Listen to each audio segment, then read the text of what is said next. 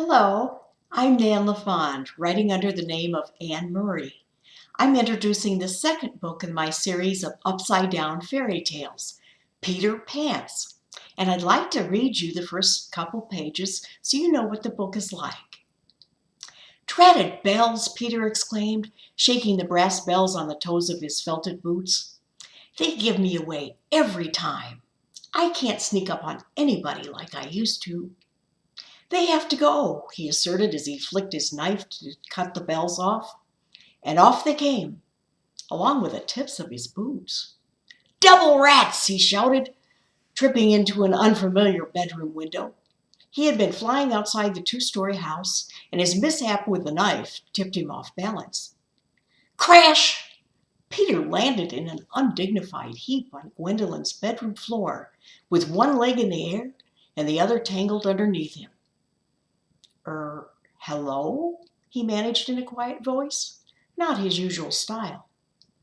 "Why, who are you?" said Gwendolyn, astonished with her unexpected visitor.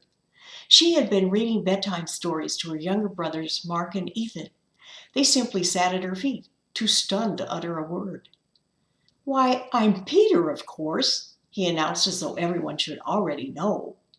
As he stamped his feet, his big toes started to wiggle out of his boots. "Oh, jiggerdiddles!" he exclaimed. "Now my boots are ruined because I snipped off those pesky bells. Now what am I going to do?"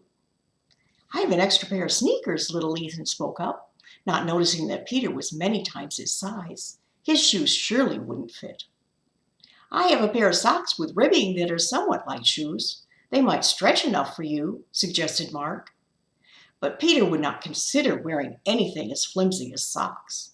Not with all the risky things that he had to do, like keep his home safe from alligators and buccaneers.